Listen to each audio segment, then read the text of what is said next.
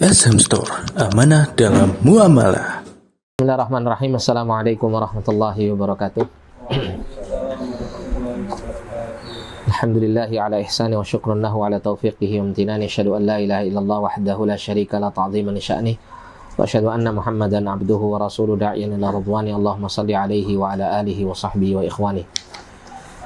Nah, ikhwani fillah rahimani wa rahmakumullah. Alhamdulillah, ya, kita pada sore hari ini kembali seperti biasa kita akan mengkaji salah satu daripada bagian dari agama kita yang harus kita ketahui. Dan karena kita beberapa hari insyaallah akan memasuki bulan Ramadan, kita akan mengamalkan seperti apa yang dinyatakan oleh para ulama, al-ilmu qabla al-qawli wal amal, ilmu sebelum berkata dan beramal. Ya, jadi sebelum kita mengamalkan apa saja yang dituntunkan oleh syariat dalam bulan Ramadan, maka butuh kita untuk mengilmuinya terlebih dahulu.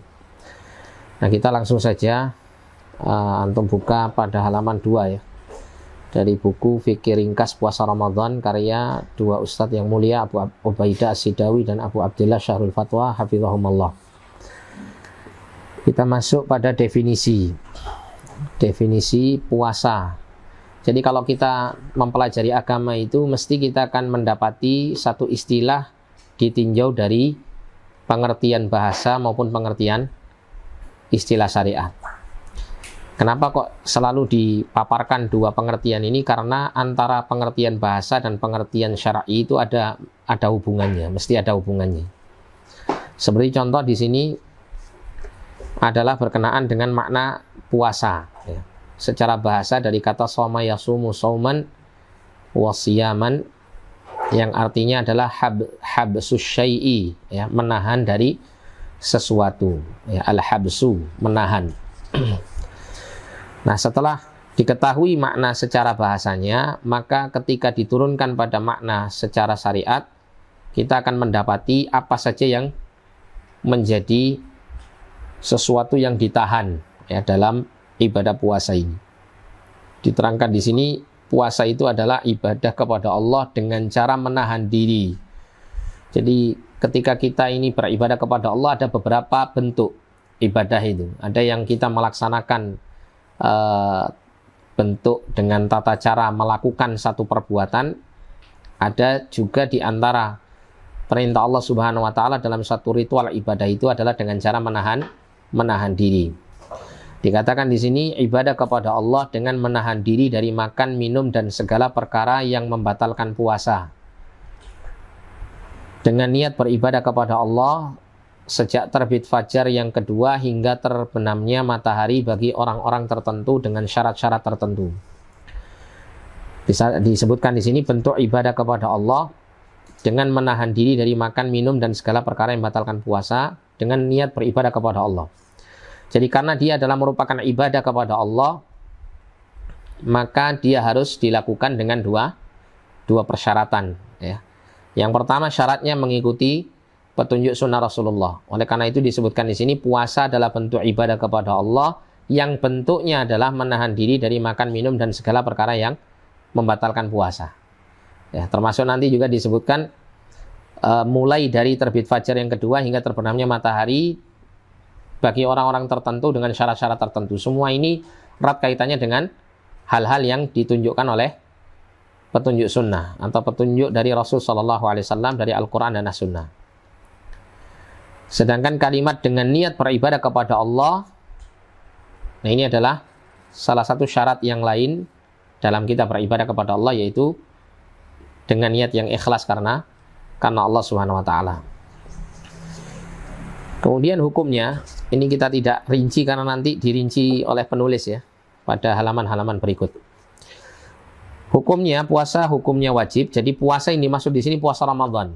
Ya, karena kita tahu bahwasanya puasa itu ada beberapa bentuk atau bukan bentuk, beberapa jenis ya, beberapa jenis. Ada namanya puasa Ramadan, ada namanya puasa sunnah. Nanti puasa sunnah juga bermacam-macam. Ada juga puasa yang wajib selain puasa Ramadan adalah puasa apa?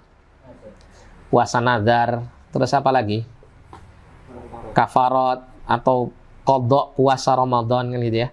Nah, ini semuanya adalah puasa-puasa yang bersifat wajib. Sehingga yang dimaksud di sini adalah puasa Ramadan.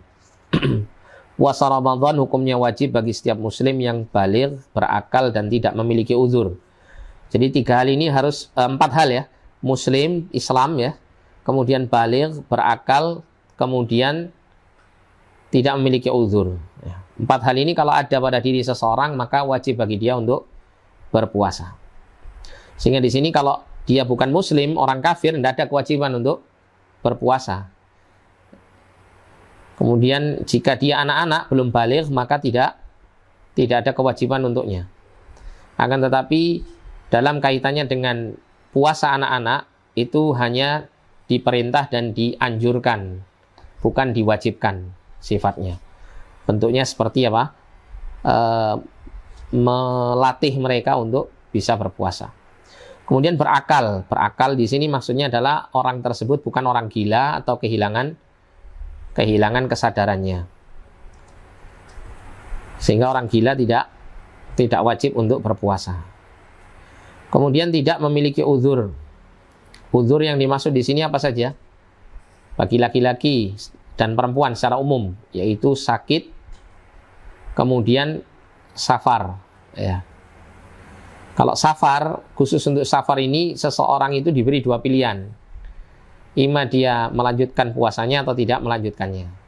Sedangkan kalau sakit, ya, jika kondisi sakit itu sakit yang sifatnya parah ya, jika kondisi sakitnya itu kemudian membuat jika dia tidak berpuasa akan semakin parah sakitnya, maka dia wajib untuk tidak berpuasa.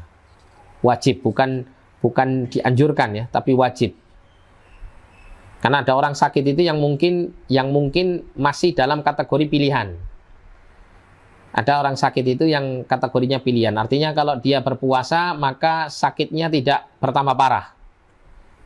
Maka di sini dia bisa memilih.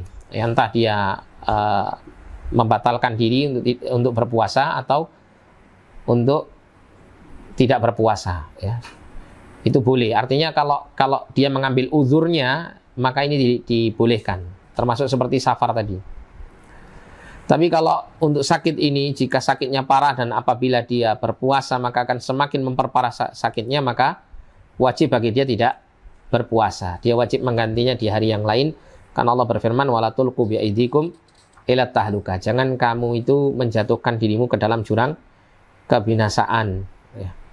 La dharar wala dhirar. Tidak boleh membahayakan diri sendiri atau orang lain. Ya, sehingga tidak diperkenankan untuk dia berpuasa. Kemudian tidak ada perselisihan tentang wajibnya. Artinya di sini jika hukumnya itu wajib dan kewajibannya tidak ada yang menyelisihi, maka siapapun yang menyelisihinya, maka ini bisa digolongkan sebagai orang-orang yang terjerumus ke dalam kekufuran. Ya. Menyelisih wajibnya puasa Ramadan ini adalah termasuk bentuk kekufuran. Kemudian di dalam sejarahnya kewajiban puasa Ramadan jatuh pada tahun kedua Hijriah. Tatkala Rasulullah SAW wafat, beliau sudah mengalami 9 kali puasa Ramadan. Jadi pada tahun kedua Hijriah ini bertepatan dengan perang Badar. Ya. Perang Badar terjadi pada tahun kedua Hijriah dan pada saat itu termasuk bulan Ramadan ya. Sehingga di situ awal kali kaum muslimin diperintahkan untuk berpuasa. Kewajiban ini berdasarkan dalil-dalil. Yang pertama Al-Quran, dalil Al-Quran, Quran surah Al-Baqarah 183. Ya ayyuhalladzina amanu kutiba alaikumus syiyam kama kutiba alal ladzina min qablikum la'allakum tattaqun. Wahai orang-orang yang beriman, diwajibkan atas kamu sekalian berpuasa sebagaimana diwajibkan atas orang-orang sebelum kamu agar kamu menjadi orang yang bertakwa. Di sini Allah menyebutkan dengan kata kutiba alaikumus syiyam, diwajibkan atas kalian berpuasa. Jadi di antara bentuk kata ya atau kalimat yang menunjukkan kewajiban dalam dalil itu diantaranya adalah penulisan kata kutiba, diwajibkan, furidha, nah gitu, diwajibkan.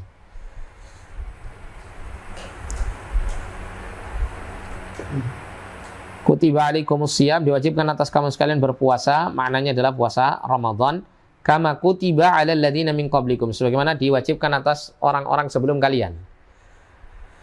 Nah, sehingga di sini sebagian ulama juga menyebutkan bahwa puasa itu termasuk syara'un man qablana, syariat umat sebelum kita. Dikatakan di sini kama kutiba alal ladzina min qablikum, sebagaimana diwajibkan pula atas umat sebelum kalian.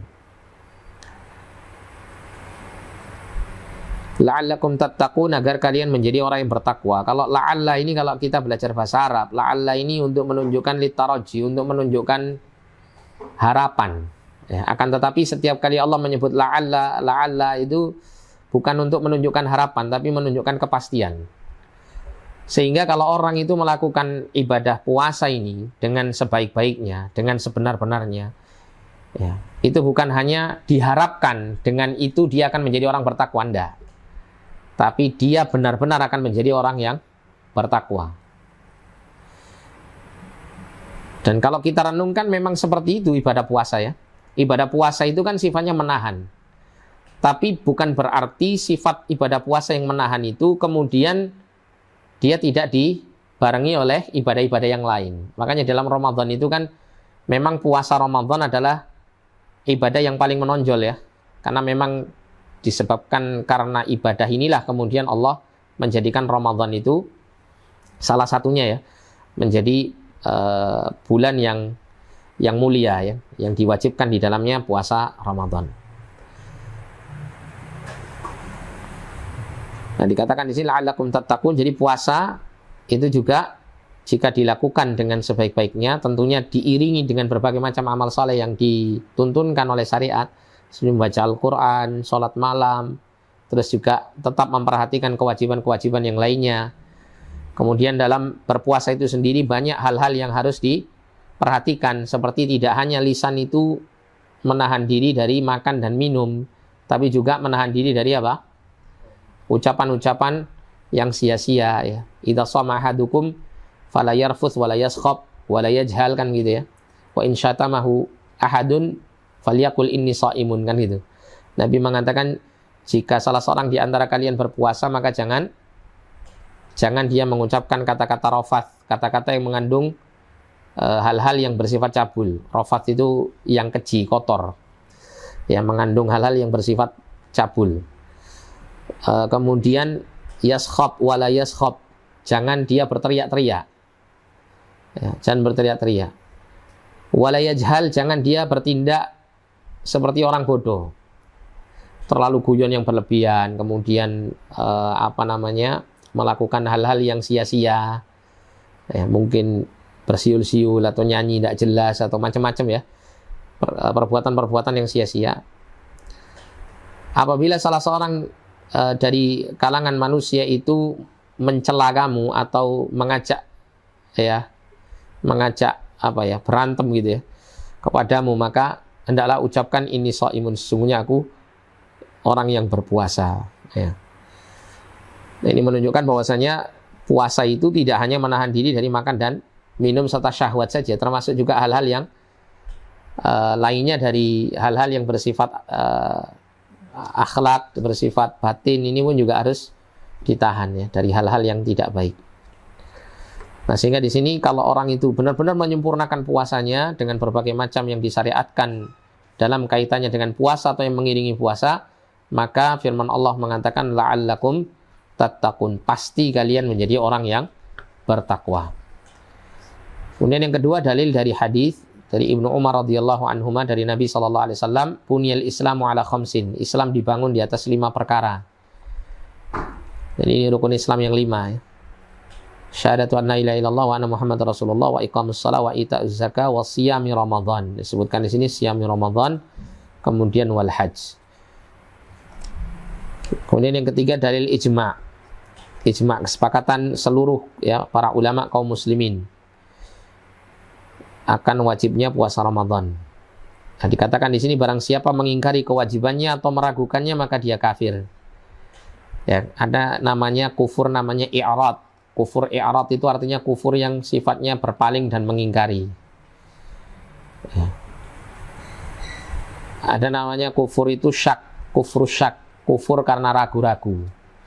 Ya, kufur karena ragu-ragu itu maksudnya begini, misalnya ada seseorang itu yang meragukan bahwasanya puasa itu termasuk bagian dari syariat Allah. Misalnya dia berpikir, apa iya ya Allah yang Maha Rahman itu melarang kita untuk makan dan minum selama 1 bulan. Nah, itu ada keraguan. Nah, kalau sudah ada keraguan seperti ini, nah ini bahaya. Ini bisa menjerumuskan dia dalam kekufuran.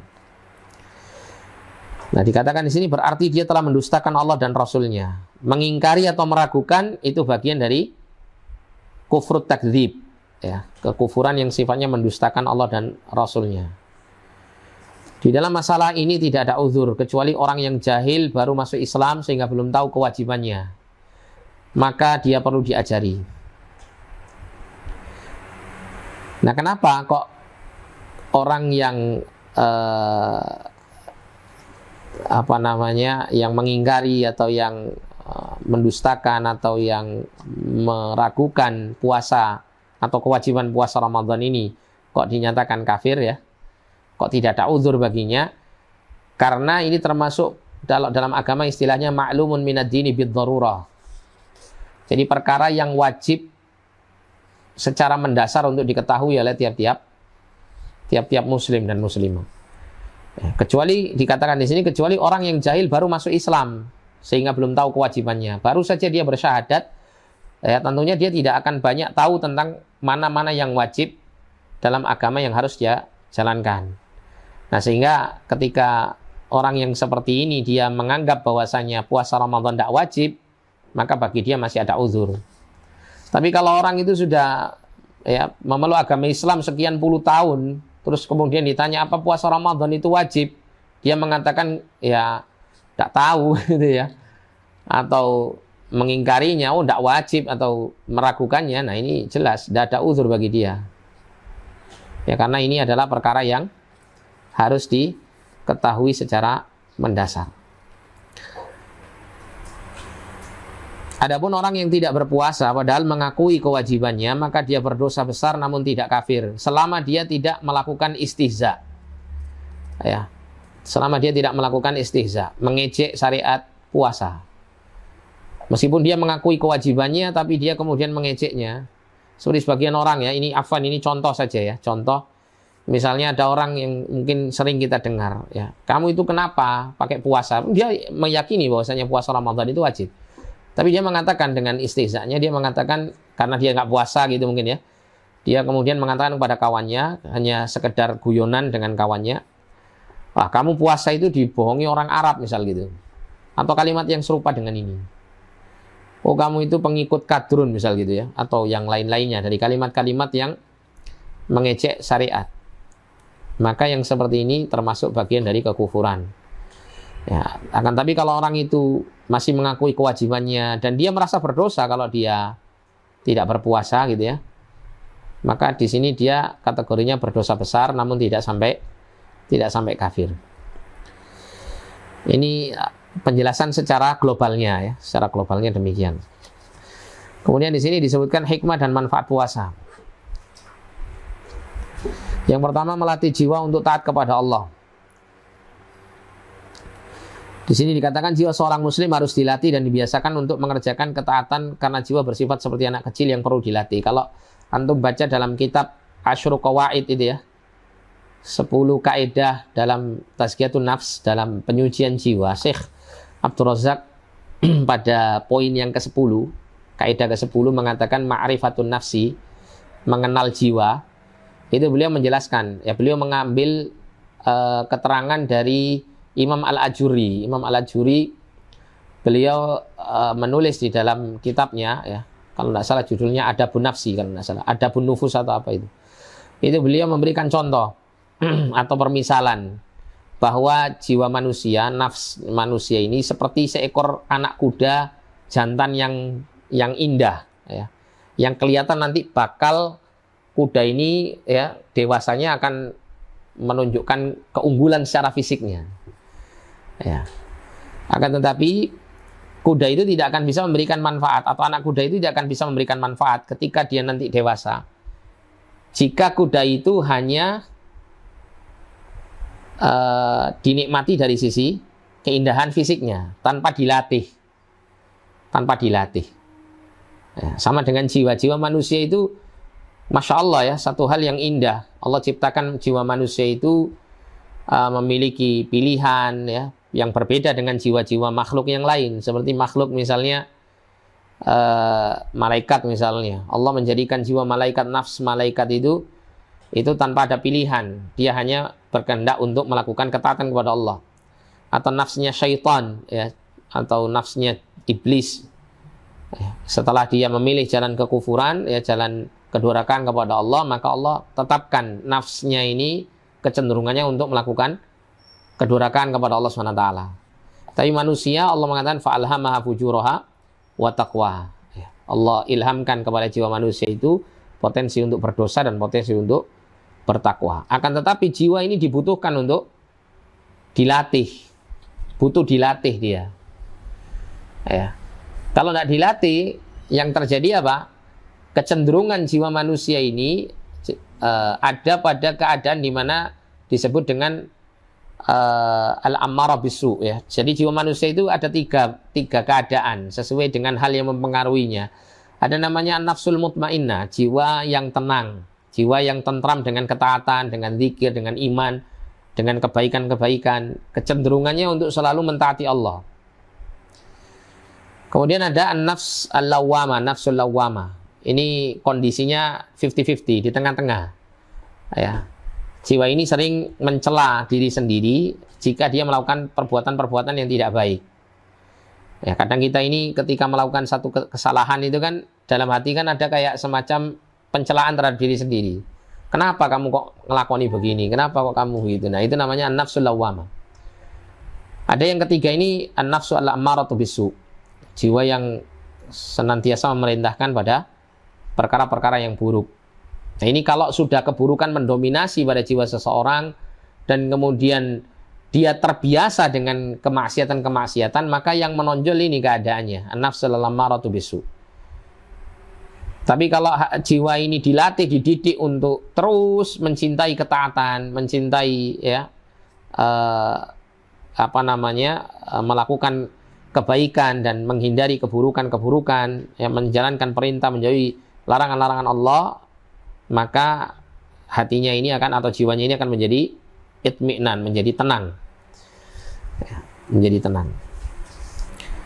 Dan dikatakan di sini salah satu bentuk pelatihan agar jiwa terbiasa dalam mengerjakan ketaatan itu adalah dengan puasa. Dan puasa ini memang satu cara terbaik untuk melatih jiwa. Ya, karena salah satu faktor jiwa itu berat untuk melakukan ketaatan, itu ada faktor-faktor yang mendorong dia untuk semakin berat melakukan ketaatan. Apa diantaranya? Diantaranya adalah berkenaan dengan makan dan minum, yang mana kesenangan terhadap makan dan minum serta hubungan syahwat itu kecenderungan jiwa yang bersifat hayawaniyah. Apa?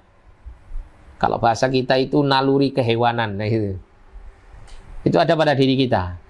Nah, kalau itu mendominasi, maka yang terjadi, mohon maaf ya, yang terjadi selera syahwat kita lah yang akan terus kita kedepankan dibandingkan yang lain. Sehingga yang terjadi adalah kehidupan kita nggak ada ubahnya dengan hewan-hewan itu.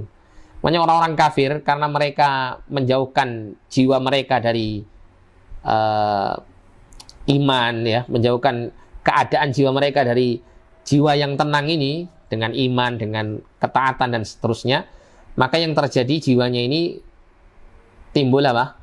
Kesenangan seperti halnya hewan-hewan memiliki kesenangan. Ya. Makanya Allah mengatakan ulaika kal an'am bal hum adall, itu ya. Mereka seperti hewan ternak, bahkan lebih sesat lagi. Nah, itu dikarenakan karena jiwa mereka tidak mereka latih untuk ya mentaati Allah Subhanahu wa taala. Ya, disebabkan karena adamul iman, enggak ada iman.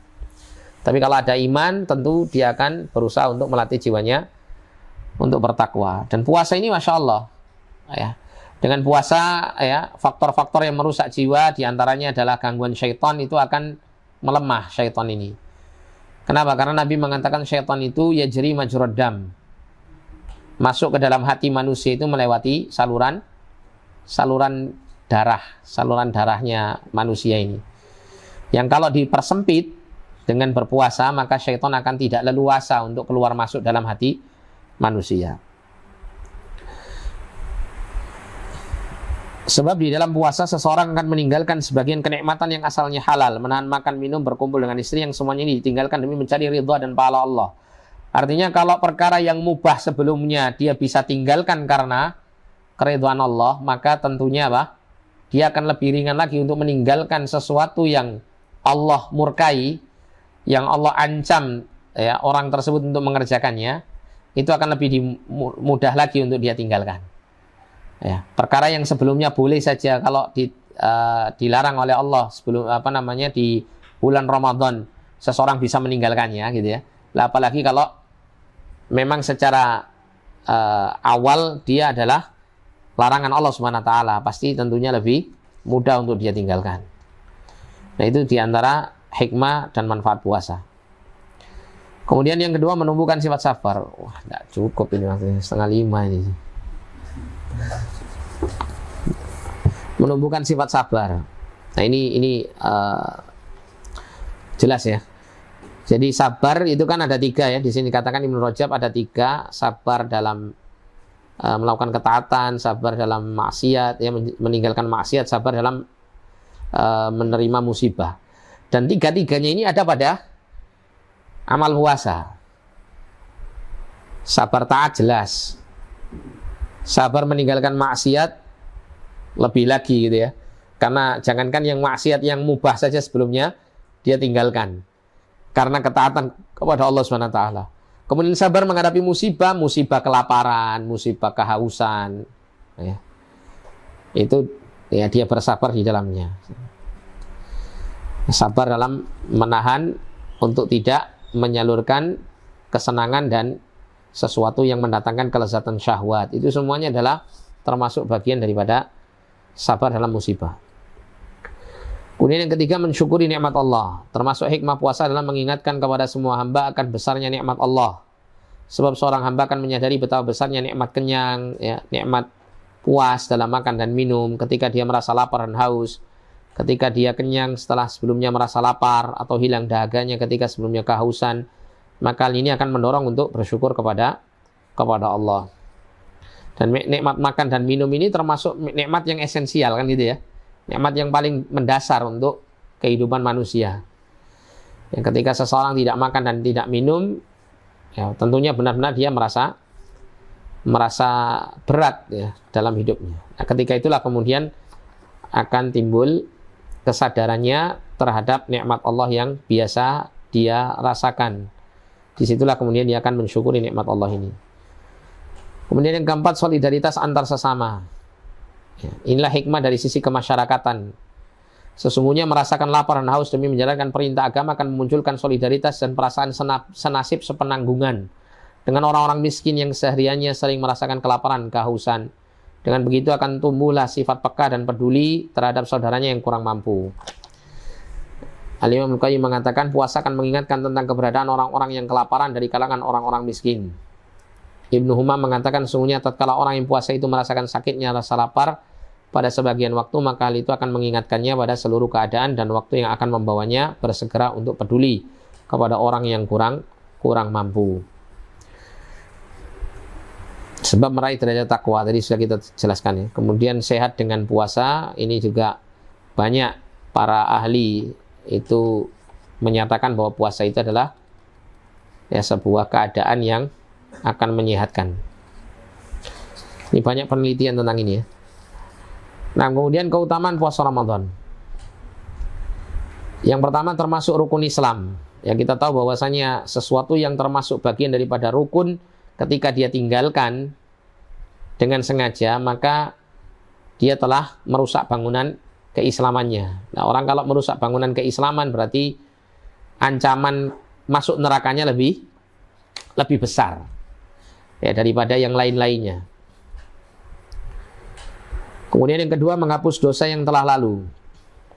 Nabi mengatakan man shoma ramadhana imanan wa ihtisaban ghufira lahu ma taqaddama min dzanbihi. Barang siapa yang berpuasa di bulan Ramadan dengan iman dan mengharap pahala, maka akan dihapuskan untuknya dosa-dosa yang telah lalu. Dosa apa ini maksudnya? dosa-dosa kecil. Karena dalam hadis yang lain Nabi mengatakan apa? As-salawatul khamsu wa Ramadan ila Ramadan kafaratun lima bainahunna idza ijtunibatil kabair. Salat yang 5 waktu, kemudian diantaranya juga al-jum'atu ila al-jum'ati, ya Jumat satu dengan yang lain. Kemudian Ramadan satu dengan Ramadan yang berikutnya, itu akan menjadi kafarat, penghapus dosa-dosa. Tapi dengan syarat apa? Idza ijtunibatil kabair, jika dia meninggalkan dosa-dosa besar. Artinya yang terhapus di sini dosa-dosa kecil. Adapun dosa-dosa besar maka wajib untuk dia taubati. Kemudian yang ketiga merupakan sebab masuk surga.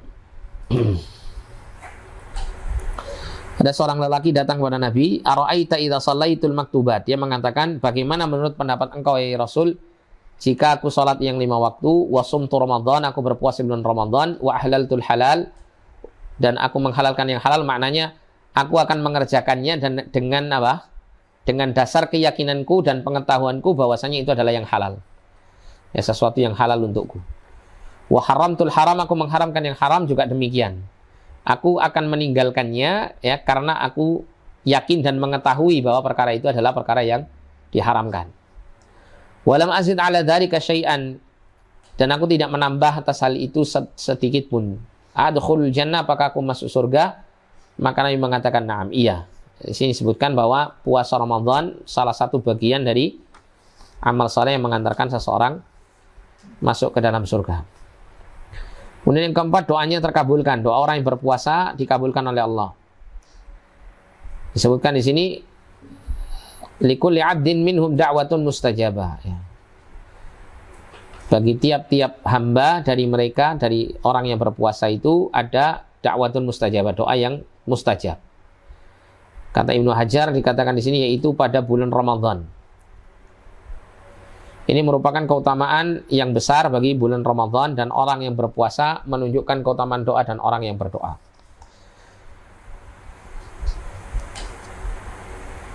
Termasuk juga Nabi pernah mengatakan apa? Salatun la turaddu da'watuhum. Ada 3 golongan manusia yang doanya tidak ditolak oleh Allah SWT. Ya, dikatakan Nabi SAW, di antaranya adalah as-shaimu inda fitrihi, orang yang berpuasa ketika dia berbuka. Dan yang disebutkan as-shaimu hatta yuftir, orang yang berpuasa sampai dia berbuka. Jadi di sini ada 2. Orang dikala dia berpuasa itu doanya dikabulkan oleh Allah.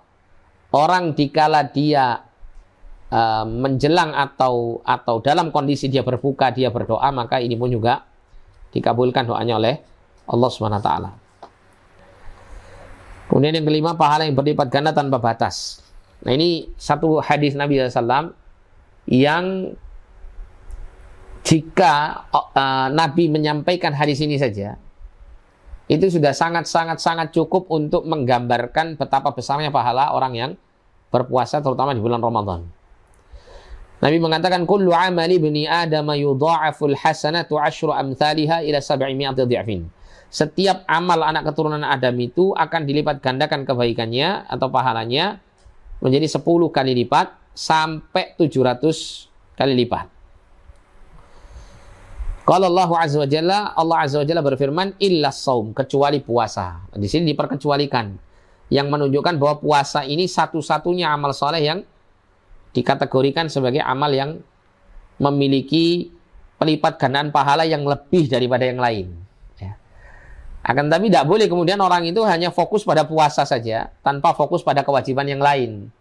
Ya, karena kewajiban itu sifatnya priority, ya, sifatnya sesuatu yang diutamakan dan akan bisa merusak amal-amal soleh yang lain jika amal wajibnya itu tidak dia perhatikan. Kecuali puasa, fa innahu li wa ana ajzi bihi. Sesungguhnya dia adalah untukku dan aku adalah yang akan memberikan balasannya kepadanya. Di sini ada 2 kata, ya. Sesungguhnya puasa itu untukku dan aku yang akan membalasnya. Kenapa kok dikatakan puasa itu untukku, sedangkan kita tahu semua amal saleh itu untuk Allah SWT dilakukan. Tapi kenapa seakan-akan ya dalam hadis ini Allah mengatakan hanya puasa sajalah yang untukku, yang lain bukan untukku. Ya. Bahkan di riwayat yang lain disebutkan Ya, kullu amali ibni Adam ya, lahu, setiap amalnya anak keturunan Adam itu untuk mereka sendiri, untuk dirinya sendiri. Illa siyam, kecuali puasa.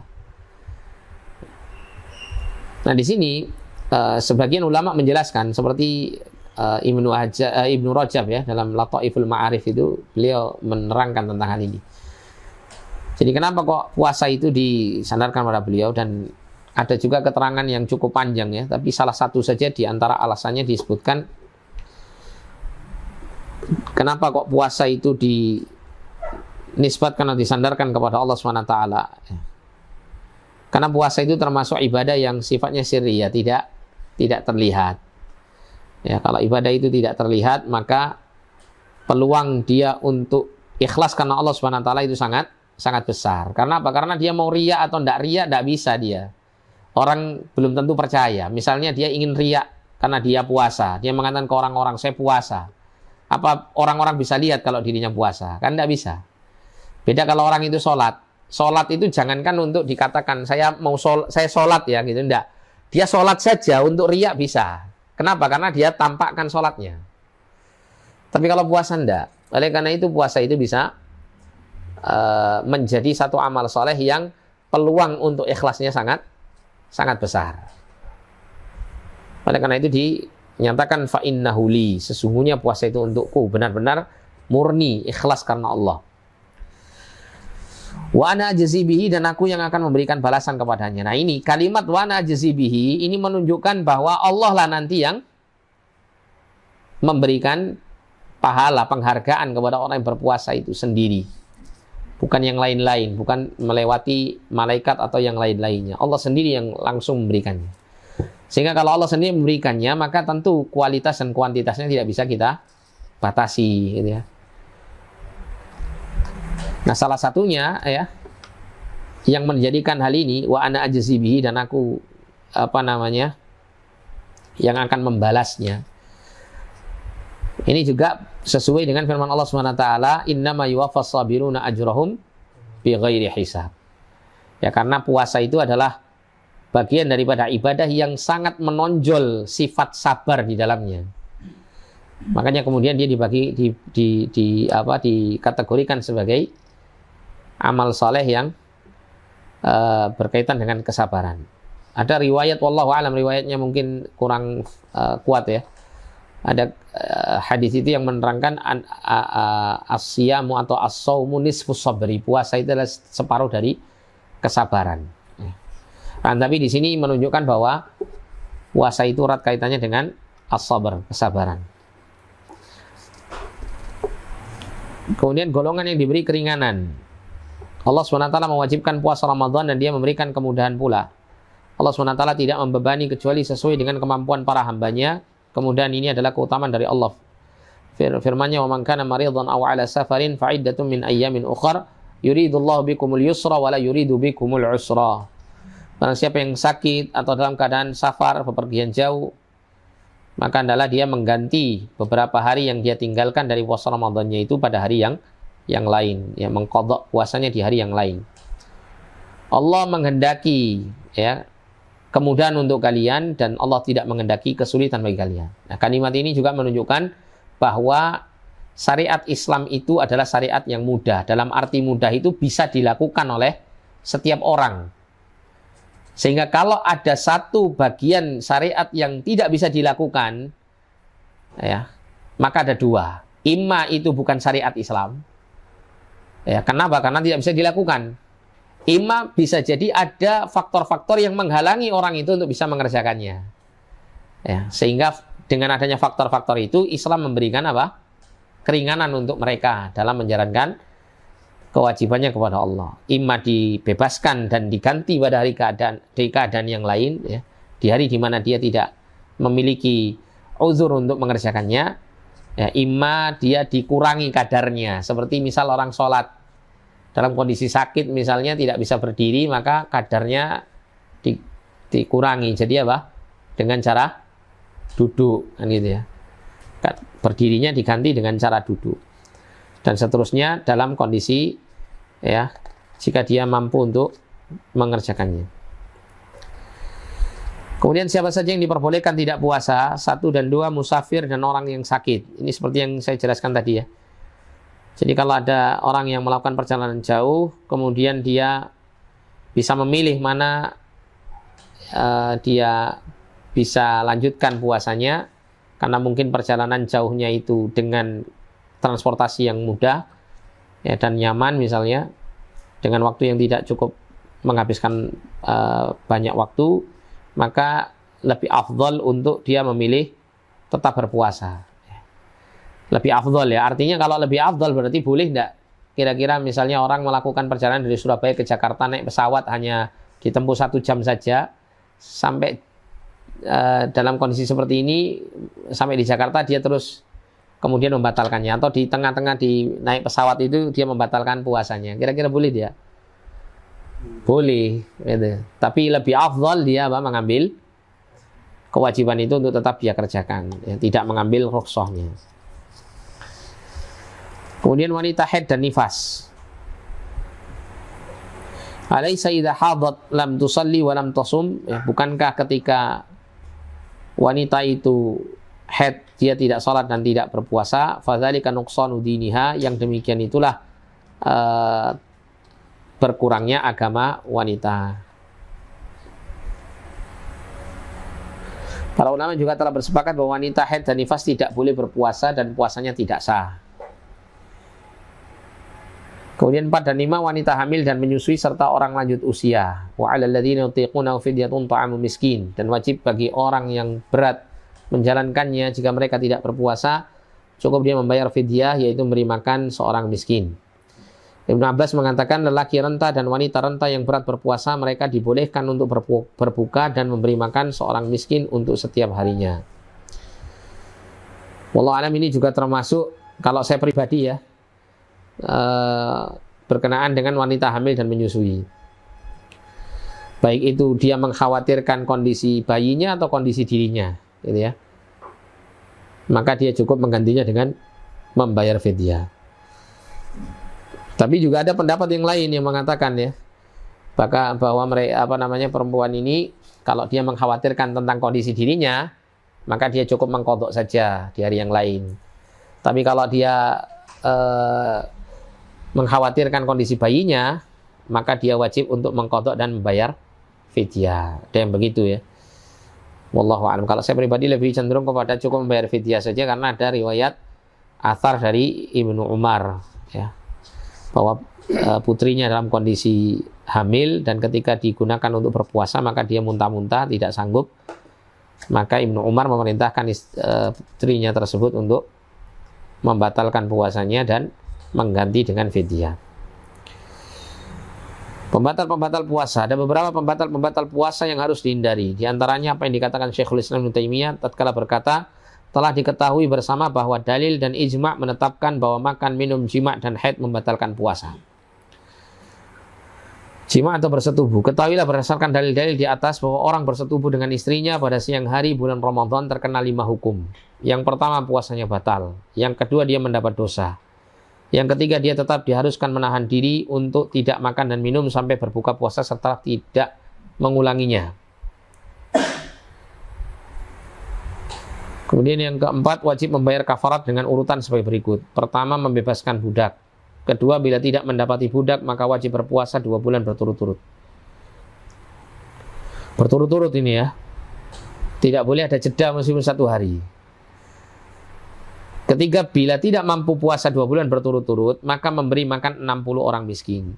Misalnya ya, 2 bulan berturut-turut, katakanlah kita hitung 60 hari. Hari yang ke-60 misalnya, tidak sanggup dia, akhirnya batal. Kira-kira bagaimana? Dia mengulang atau bagaimana? Kalau maksud dia meninggalkan itu karena sudah tidak mampu lagi kondisinya, ya lemah, ya maka dia cukup membayar kafaratnya. Ya, kalau dia bisa membebaskan budak, dia bebaskan. Kalau tidak bisa, ya dia tidak mendapati budak, maka wajib kalau tidak sanggup tadi untuk berpuasa tadi, maka dia kemudian memberi makan 60 orang miskin. Boleh tidak seseorang misalnya dalam kondisi untuk memenuhi kafaratnya itu dibantu orang lain, terutama berkenaan dengan poin pertama dan ketiga. Kalau poin kedua jelas ya, ini pribadi, tidak bisa digotong royong ini. Kalau pertama dan ketiga, boleh tidak dibantu.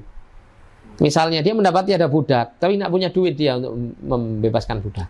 Boleh tidak dibantu? Saya bantu, saya kasih duit, kamu beli budak itu, kamu bebaskan. Boleh nggak kira-kira? Karena kalau dia nggak mampu, nanti otomatis dia berpuasa 2 bulan berturut-turut. Gimana? Kan dia nggak mampu, berarti nggak mampu harusnya apa? Mengambil urutan yang kedua, dia harus berpuasa 2 bulan berturut-turut.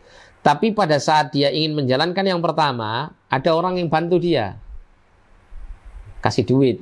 Ini saya bantu kamu untuk beli budak. Atau misalnya saya kasih kamu budak supaya kamu merdekakan. Boleh tidak kira-kira? Mana dalilnya kalau boleh? Dalilnya itu ada sahabat yang melanggar ini, nggak mampu beli budak, terus nggak mampu puasa, nggak mampu juga untuk bagi makanan, sisi kurma, suruh bagikan. Iya. Jadi dibolehkan ya. Jadi dibolehkan untuk membantu orang yang wajib membayar kafarat, dan ini termasuk bagian ta'awun 'alal birri wat taqwa. Kemudian dia wajib mengqadha puasa ya. Dia wajib mengqadha puasa jika dia meninggalkan puasa tadi. Berarti karena jima tadi itu tidak kemudian setelah dia bisa membebaskan budak, atau mungkin dia bisa berpuasa 2 bulan berturut-turut, atau mungkin dia kemudian memberikan makan 60 orang miskin, itu kemudian hari di mana dia telah meninggalkan puasanya atau membatalkan puasanya karena sebab jima itu kemudian gugur, enggak. Dia harus mengqadhanya di hari yang lain. Ya, kalau dia melakukannya 1 hari, ya hari 1 hari itu yang dia harus qadha di hari yang lain. Kemudian makan dan minum dengan sengaja. Ini jelas ya.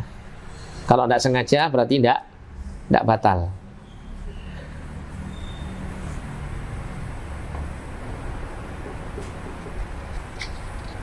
Misalnya di tengah makan, dia makan awal tidak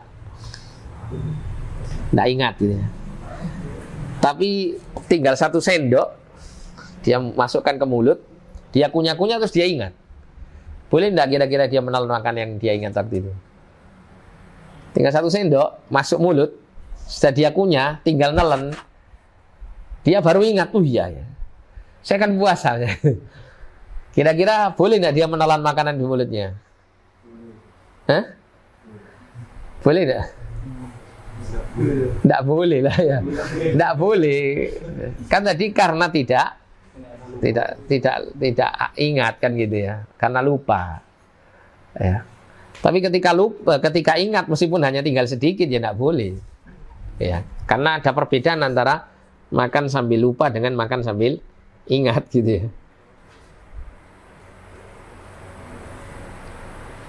Man akala nasiyan wa huwa shaimun falyutimma shaumahu. Nabi tidak mengatakan falyutimma aklahu, enggak. Karena siapa yang makan dalam keadaan lupa dia, sedangkan dia dalam kondisi puasa, maka adalah dia menyempurnakan puasanya, bukan menyempurnakan makannya. Fa innama at'amahu Allah wa saqahu, karena sesungguhnya Allah telah memberikan makan dan minum kepadanya. Ya, melalui lupa. Jadi ini lupa ini nikmat ya. Terutama dalam kondisi-kondisi seperti ini. Ya, ini lupa itu nikmat. Tapi kalau dalam kondisi ujian, lupa itu azab. Kemudian yang ketiga, muntah dengan sengaja. Muntah tanpa sengaja tidak membatalkan puasa, sedangkan muntah dengan sengaja ini membatalkan puasa. Dikatakan di sini, man dhara'ahu qai'un wa huwa sha'imun falaysa 'alaihi qada'un wa in istaqa'a falyaqdi. Nabi mengatakan, pada siapa yang muntah tanpa sengaja sedang ia berpuasa, maka tidak ada qadha baginya. Maksudnya dia teruskan puasanya. Ya, maksudnya dari sini adalah dia teruskan puasanya dan tidak batal puasanya. Dan barang siapa muntah dengan sengaja ketika berpuasa, maka hendaklah dia mengganti puasanya. Artinya kalau dia muntahnya sengaja berarti batal puasanya. Hadis ini menunjukkan bahwa orang yang puasa apabila muntah dengan sengaja maka puasanya batal. Inilah pendapat mayoritas ulama. Hikmahnya adalah karena muntah dengan sengaja akan melemahkan dan membahayakan kondisi badan. Adapun jika muntahnya tidak sengaja keluar tanpa kehendaknya, maka puasanya sah. Tidak ada qadha baginya jika dia teruskan puasanya, gitu ya. Al-Imam Al-Khattabi berkata, saya tidak mengetahui ada perselisihan di kalangan ahli ilmu dalam masalah ini. Kemudian keluarnya darah haid dan nifas, ini juga membatalkan puasa. Semisal ya, tinggal beberapa menit lagi seorang wanita ini berbuka, berarti dia puasa ya. Mungkin tinggal 5 menit gitu, masuk waktu maghrib atau azan maghrib berkumandang. Nah kondisinya dia tiba-tiba keluar darah haidnya. Kira-kira dia wajib tetap melanjutkan puasanya atau bagaimana? Batal puasanya. Meskipun dia melanjutkan puasanya, tidak sah puasanya. Wajib bagi dia untuk mengqadhanya di hari yang lain. Kemudian segala sesuatu yang semakna dengan makan dan minum, seperti menggunakan cairan infus yang berfungsi menggantikan makan dan minum. Termasuk dikatakan di sini kategori minum adalah merokok. Barang siapa yang merokok dalam keadaan puasa, maka puasanya batal karena merokok termasuk minum. Kalau orang Arab mengatakan merokok itu namanya syurbut dukhon. Minum asap ya. Minum asap. Nah, sehingga dikatakan sama dengan minum. Tidak tahu kenapa kok dinamakan sama dengan minum ya. Apa karena asapnya itu seperti uap air gitu ya mungkin ya. Tidak tahu. Adapun jarum suntik atau injeksi yang tujuannya untuk pengobatan bukan berfungsi sebagai pengganti makan dan minum, maka tidak membatalkan puasa. Ada juga yang menganggap kalau suntikannya itu ke dalam darah maka membatalkan puasa, meskipun itu bukan makanan, bukan minuman ya, atau bukan infus, sesuatu seperti vitamin, infus atau semacamnya, semisal obat gitu ya. Itu termasuk iya, kalau masuk dalam ini darah maka sebagian mazhab Syafi'i. Tapi cuman Allahu alam, kalau saya enggak cenderung ke pendapat itu ya, meskipun itu bentuk ihtiyat ya, kehati-hatian. Karena nanti itu ada suntikan, itu ada yang suntik untuk di bawah kulit, ada suntik itu masuk ke otot dan darah kan gitu ya. Nah kalau yang masuk dalam otot dan darah ini membatalkan. Tapi kalau suntikan itu hanya di bawah kulit pada lapisan lemak, maka ini tidak membatalkan puasa. Ini menurut sebagian para ulama kontemporer di dalam mazhab Syafi'i. Ya untuk hati-hatinya tidak usah suntik lah ya kalau Ramadan puasa. Ya kehati-hatiannya. Hal-hal yang tidak membatalkan puasa, yang pertama memasuki pagi hari dalam keadaan junub. Jadi di malam hari dia berhubungan, kemudian dia tertidur misalnya, atau tidur dengan sengaja tidak mandi sampai di waktu fajar yang kedua dia terbangun sedangkan kondisinya masih dalam keadaan junub, maka ini tidak membatalkan puasanya. Kemudian yang kedua, berciuman dan berpelukan bagi suami istri. Ini afwan ya, yang belum punya istri atau suami. Oh enggak sih, yang enggak punya istri maksud saya. Enggak ada akhwatnya sih. Berciuman dan berpelukan bagi suami istri jika aman dari keluarnya air mani. Nah ini juga enggak apa-apa ya. Tapi kalau para ulama memakruhkan bagi para pemuda yang baru saja menikah gitu ya, atau yang masih syahwatnya tinggi, untuk menghindari hal-hal yang seperti ini, bermesraan dengan istri dalam kondisi seperti ini, karena dikhawatirkan akan timbul syahwatnya. Karena sebagian orang ya, wallahu alam, sebagian orang itu ketika puasa justru syahwatnya naik, terutama puasa di awal-awal. Ada sebagian orang yang seperti itu kondisinya ya, sehingga perlu untuk menahan diri. Nah di sini ada faedah ya dari Syekh Muhammad bin Shalih Al-Utsaimin rahimahullah. Beliau menyebutkan ciuman itu terbagi menjadi 3 macam.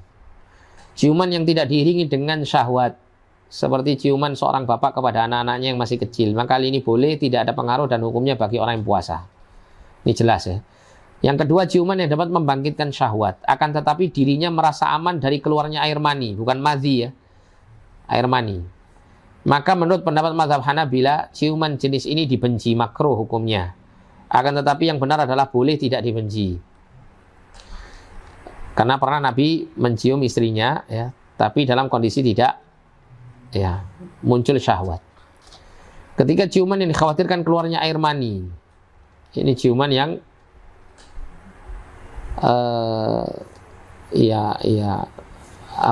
bisa membangkitkan syahwat lebih berarti ini ya. Kan yang kedua tadi juga membangkitkan syahwat ya, tapi tidak sampai mengeluarkan air mani. Maka jenis ciuman ini tidak boleh, haram dilakukan jika persangkaan kuatnya, ini dikatakan persangkaan kuatnya menyatakan bahwa air maninya akan keluar dari ketika dia berciuman. Seperti seorang pemuda yang kuat syahwatnya dan sangat cinta kepada istrinya. Nah ini yang ketiga ini yang harus dijauhi. Kalau yang kedua tadi sebagian ulama berpendapat makruh. Kenapa? Karena mulai muncul syahwat. Sedangkan puasa itu tujuannya untuk menahan syahwat. Nah begitu. Ya, sehingga sebisa mungkin untuk menjauhi hal-hal yang membangkitkan syahwatnya ketika berpuasa. Kemudian yang ketiga mandi. Ini juga sebentar, ada nggak ya di sini ya? Mengenai enggak ada. Mungkin pembatal ya.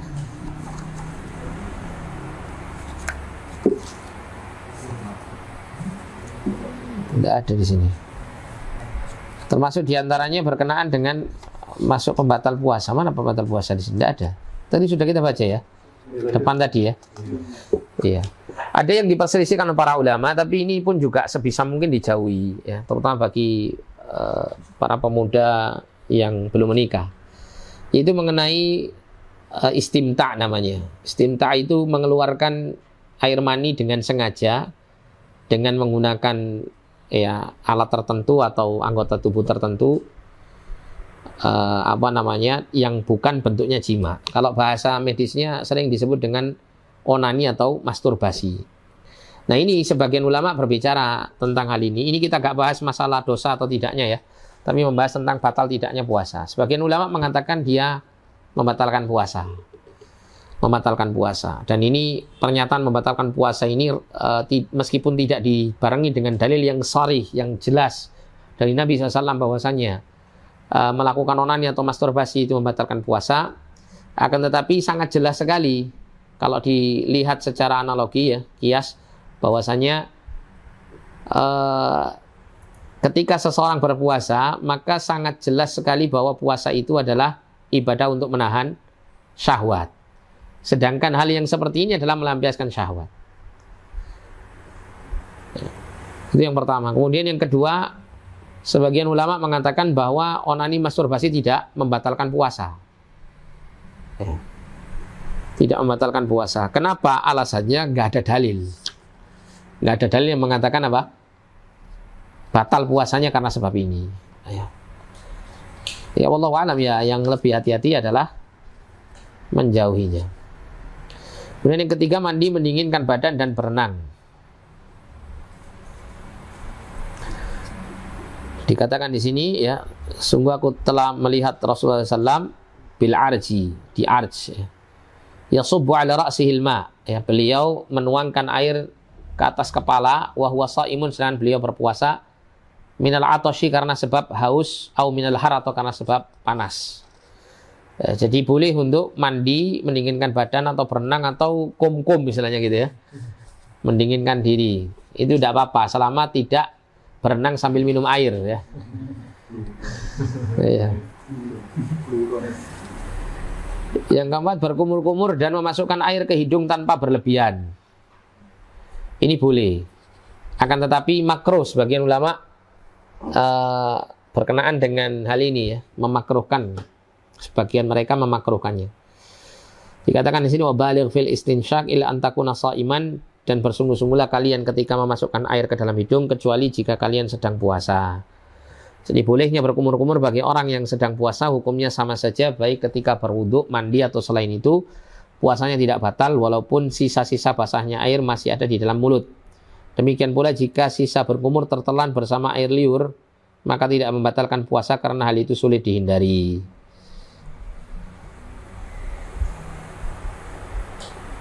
Ya, termasuk juga hal-hal yang masuk ke dalam mulut dengan tidak sengaja, ya. Misalnya entah debu atau mungkin nyamuk misalnya gitu. Misalnya orang menguap lupa nggak nutup terus kemasukan nyamuk, atau dia ngomong ini tiba-tiba nyamuk masuk, ya tertelan dia. Nah, maka ini tidak membatalkan puasa karena hal ini sulit dihindari. Kemudian bagaimana kalau misalnya seseorang itu bersiwak? Oh, ini nanti ada ya, sebentar kita masuk nanti. Yang kelima, mencicipi makanan untuk kebutuhan selama tidak masuk kerongkongan. Maksudnya bagaimana? Dia cicipi, terus kemudian dia keluarkan, tidak dia telan. Ya, dan ini jika ada kebutuhan. Kalau nggak ada kebutuhan, nggak boleh. Ya. Misal dia yang masak ya, dia yang masak. Terus dia bingung ini rasanya asin apa keasinan ya, apa pas atau bagaimana. Ya boleh untuk mengambil 1 sendok misal gitu. Kuranglah dari 1 sendok. Yang penting mencukupi dia untuk bisa mengetahui rasa makanannya. Nah, dia masukkan ke mulut terus dia keluarkan, tidak dia telan ya, tidak telan. Nah, maka yang seperti ini dibolehkan. Ya, dibolehkan. Ini Ibnu Abbas menyatakan di sini, la ba'sa an yadhuqal khalla aw syai'a ma lam yadkhul halqahu wa huwa shaimun. Tidak mengapa mencicipi cuka atau sesuatu apapun selama tidak sampai masuk tenggorokan dan dia sedang berpuasa. Syekhul Islam mengatakan mencicipi makanan bisa jadi dibenci bila tidak ada kebutuhan. Nah ini, tetapi tidak membatalkan puasa. Adapun jika ada kebutuhan maka ia ibaratnya seperti berkumur-kumur. Boleh. Ya, tapi sebisa mungkin menjauhkan hal-hal yang makruh ya, karena makruh itu mendekati apa? Hal-hal yang yang akan membatalkan ya, yang dilarang dalam berpuasa. Kemudian yang keenam, berbekam bagi yang tidak khawatir lemah. Di sini terdapat riwayat bahwa Nabi SAW ya pernah berbekam sewaktu berpuasa, sehingga boleh untuk berbekam dalam kondisi puasa selama itu tidak melemahkan tubuhnya. Kemudian yang ketujuh, bersiwak, celak, dan tetes mata. Ini boleh, meskipun terkadang seseorang ketika meneteskan sesuatu ke matanya itu kadang-kadang terasa dalam kerongkongannya rasa-rasa apa gitu ya. Saya pernah neteskan obat di mata ini, obat mata, kok tiba-tiba di kerongkongan ini terasa kayak manis-manisnya obat gitu. Itu tidak apa-apa, bukan termasuk yang membatalkan puasa. Karena ya sesuatu yang sedikit dan tidak bisa dihindari. Berbeda dengan apa? Berkumur-kumur dan menghirup air ke dalam hidung. Ini bisa bisa dikendalikan gitu ya. Seseorang ketika berkumur bisa dia keluarkan ya, tidak dia telan. Tapi semisal ada orang berkumur-kumur, tidak ada sama sekali niat untuk menelan air itu, tiba-tiba ya itu tanpa disadari tertelan gitu. Ada yang tertelan dengan tidak sengaja. Batal enggak ininya puasanya. Tidak sengaja gitu ya. Maka tidak batal puasanya. Misalnya masukkan air ke hidung. Tapi kekencengan gitu loh. Ya, serap langsung masuk. Nah, karena dia enggak menyengaja untuk hal itu, enggak ada niat ya. Intinya enggak ada niat untuk melakukan hal itu, maka tidak mengapa. Nah, bersiwak ini dibolehkan ya. Dibolehkan. Nabi SAW itu berkali-kali ya siwaknya ketika berpuasa. Namun ada sebagian ulama terutama dalam mazhab Syafi'i itu memakruhkan bersiwak itu setelah zawal, setelah tergelincirnya matahari, setelah zuhur. Apa alasannya? Ada yang tahu enggak? Alasannya apa? Bukan alasannya karena kalau pakai odol seger, Ustaz. Enggak. Ya, saya pernah ngisi pengajian bahas fikih Syafi'i, saya tanya orang-orang jawabnya gitu. Lah terus kalau misalnya pakai siwak, kayu siwak itu gimana? Nggak bisa jawab. Ya, kalau misalnya pakai odol kan ya seger kan ya gitu ya, merasa segar. Tidak, bukan karena itu ya, makruhnya itu bukan karena itu. Dimakruhkan karena akan menghilangkan apa? Bau yang tidak sedapnya tersebut. Sedangkan Nabi mengatakan la khulufu famis shaimi atyabu indallahi min rihil misik. Bau mulut orang yang berpuasa itu lebih wangi di sisi Allah daripada minyak misik. Ya, sehingga kalau seseorang itu bersiwak pada saat zawal atau setelah zawal, itu akan menghilangkan bau mulut. Bau mulut karena sebab apa? Karena sebab tidak makan dan minum dengan waktu yang lama. Karena kebanyakannya gitu ya, kebanyakannya bau mulut karena puasa itu munculnya di siang hari. Ya, namun sebagian yang lain, mazhab yang lain menyatakan tidak makruh, ya tidak makruh.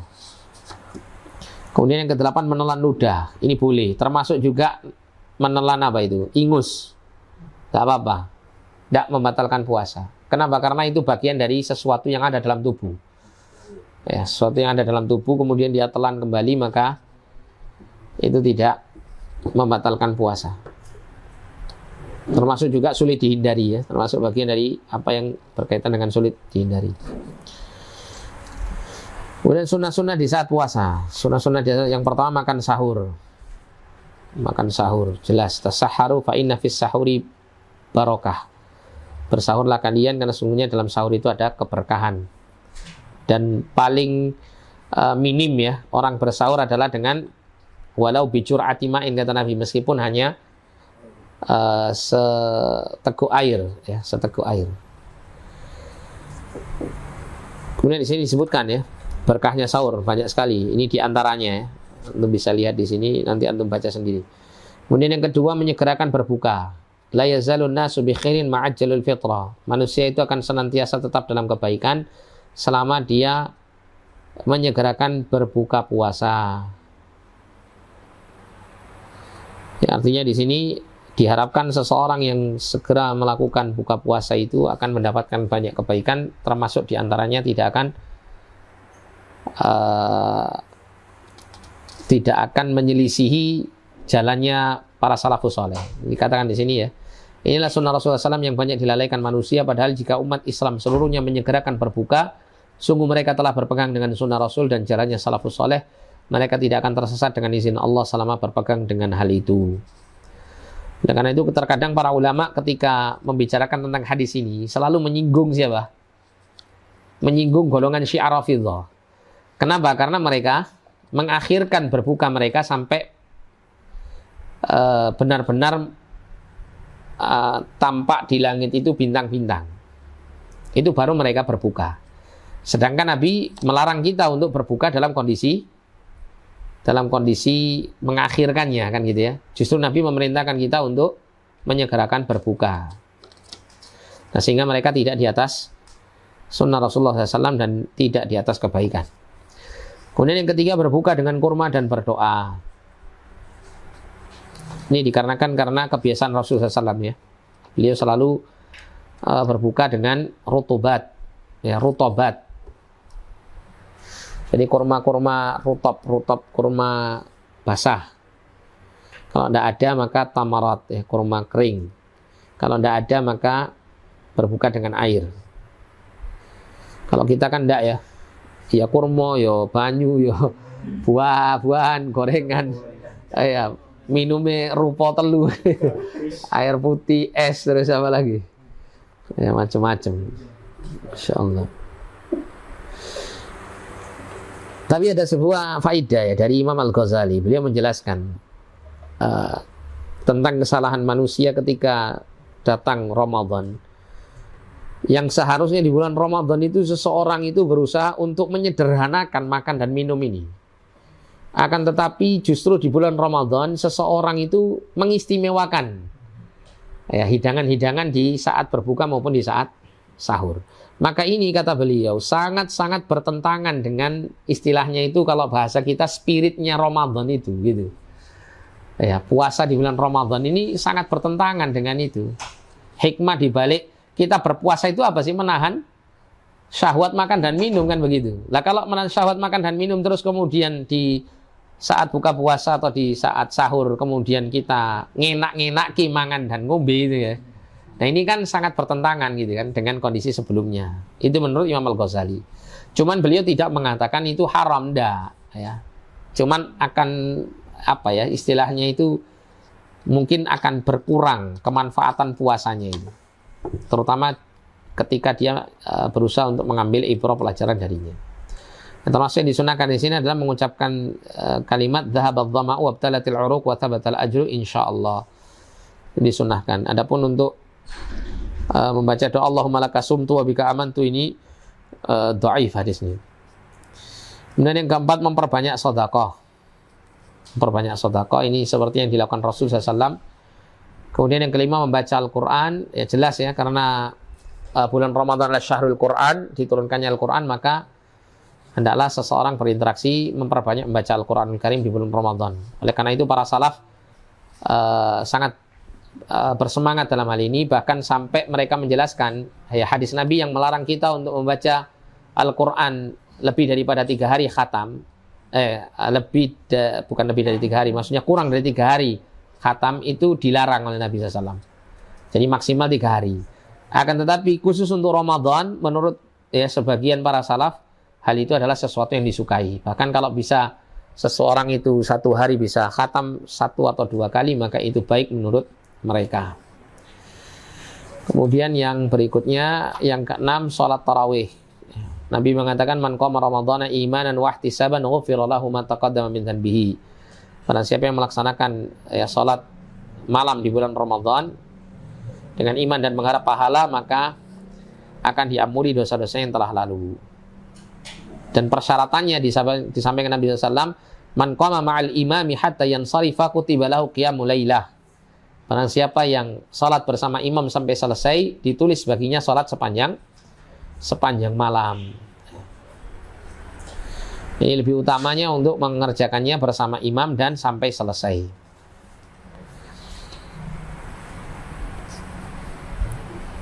Kemudian yang ke-7 memperbanyak berdoa. Dan di sini dikatakan ada 3 golongan manusia yang doanya tidak ditolak. Yang kedua ini ya, wa da'watu shaim, dan doanya orang yang berpuasa. Termasuk juga di antara dalil yang menunjukkan bahwa bulan Ramadan adalah syahrud doa, bulan untuk memperbanyak berdoa. Itu adalah ketika Allah menyelipkan ayat tentang berdoa di tengah-tengah pembicaraan mengenai apa? Puasa di bulan Ramadan. Yaitu pada saat Allah mengatakan wa idza sa'alaka ibadi anni fa inni qarib ujibu da'watad da'i idza da'an falyastajibu li wa yu'minu bi la'allahum yarshudun. Ayat sebelumnya dan ayat sesudahnya itu bicara mengenai puasa bulan Ramadan. Nah, di sini sebagian ulama menyebutkan ini mengandung isyarat bahwasanya di bulan Ramadan itu adalah bulan yang tepat untuk seseorang memperbanyak berdoa kepada Allah. Nah, kita cukupkan sampai di sini ya. Saya mohon maaf tidak buka tanya jawab karena saya khawatir nggak nututi sampai sana. Kita cukupkan sampai di sini. Jazakallahu khairan wa barakallahu fikum. Kita tutup dengan doa kafaratul majelis. Subhanakallahumma wa bihamdika asyhadu an la ilaha illa anta astaghfiruka wa atubu ilaik. Wa sallallahu ala nabiyyina Muhammadin wa ala alihi wa sahbihi wasallam wa akhiru da'wana alhamdulillahi rabbil alamin. Wa lafu minkum. Assalamualaikum warahmatullahi wabarakatuh.